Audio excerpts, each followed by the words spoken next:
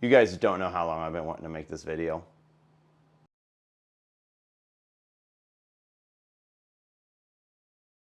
Alright, so today we're going to show you how to build a decent photo and video editing PC for a little bit of a budget. I know a lot of photographers and videographers, you guys use Macs. My biggest issue with Macs is they tend to thermal throttle pretty easy.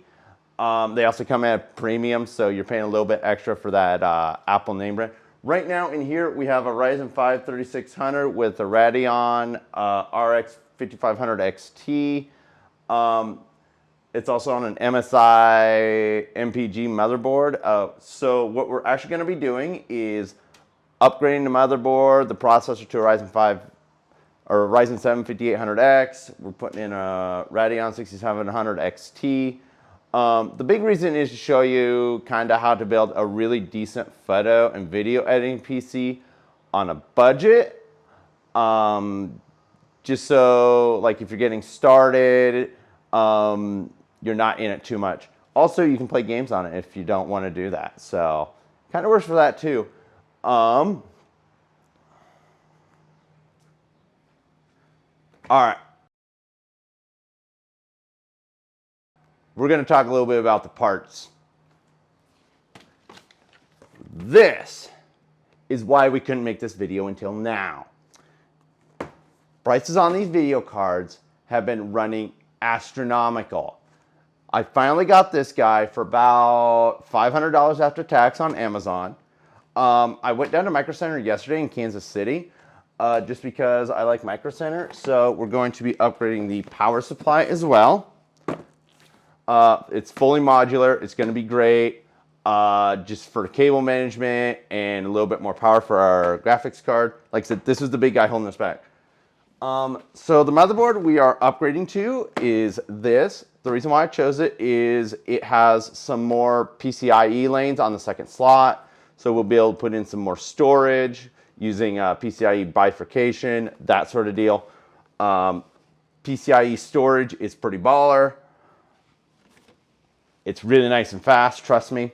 And then we will be upgrading to the 5800X, the Ryzen 7 5800X, just because I got it at a great value. It was, when I bought it yesterday, $280. It's 8 cores, 16 threads. I've been a real big fan of Ryzen ever since I built my system with the Ryzen 5 3600 in it.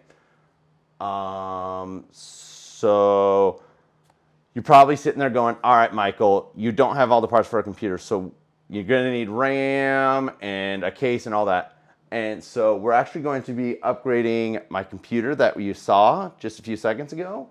We're just going to play musical parts with it. Oh, we're installing this so I can mess with Linux. So that's not important. That's just, yeah. All right, so let's get into it with a montage. All right, so first things first, I kind of want to show you why we're actually doing the upgrades. So if I'm actually going to probably mute this so we're not having, which reminds me, I got to upload this video. So I'm going to show you why we're doing this upgrade. All right, so I think it's important to show you why we're actually doing this upgrade to a more powerful video card, also more powerful CPU. So, as you can see, I guess I am running that full resolution. So you see those stutters there at the transition? That's the big reason. Just because when we're editing 4K video, like I do for this awesome video, which I need to post here later today, yeah, those hitches do add up. I'm actually going to be shooting a wedding next week, and I would like to be able to edit it without any hitches.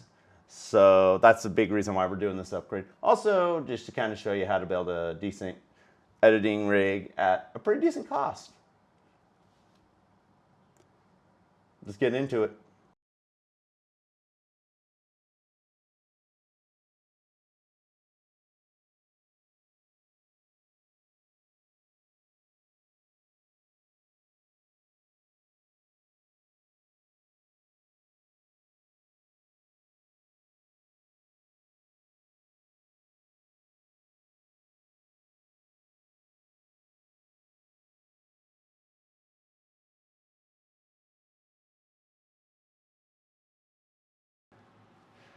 Alrighty, so we finally got my new computer up and running. It's been running solid for, let's see here, I had it done Sunday. I've been making adjustments the past couple of days, just mostly trying to keep the temperatures under control. So what we are going to test with today is Microsoft Flight Simulator. I know if you're in the early 2000s, that probably would have been Crysis, because that was a running joke. Can it run Crysis? But Flight Simulator is very graphically intensive. So it's a great stress test. It's also really freaking fun to play. So yeah, we're gonna start that up. And so just for reference, my old system used to get about low to mid 20 frames per second. Well, this is pretty much, yeah, after all the upgrades, right now we're getting a pretty solid like 60 on the menu. Yeah, so we're gonna start it up and see where it goes. All right, so we are gonna fly out of Denver. This is departure, and I want to go, no wait, no. Actually, you know what? We'll just fly around out of Colorado Springs.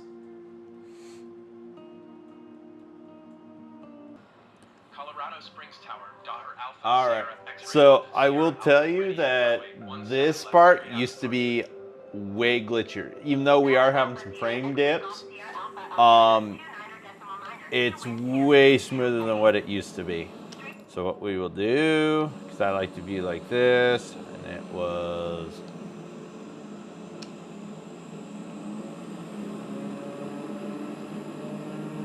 So as you can see, well, you can't really see it. We're averaging about 48 frames a second.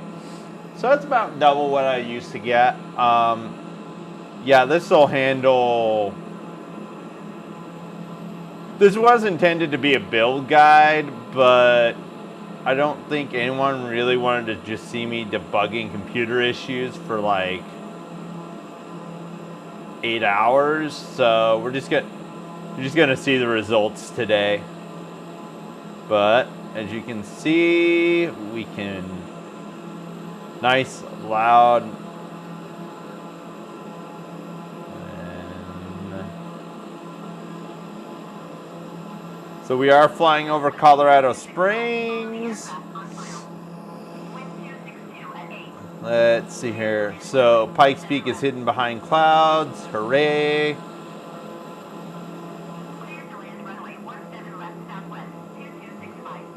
I'm not seeing Garden of the Gods, so that's kind of depressing, but can't win them all, I guess.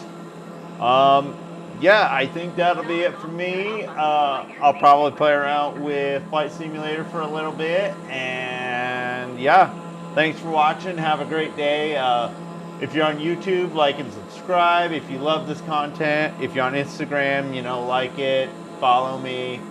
But either way, have a great day. Peace.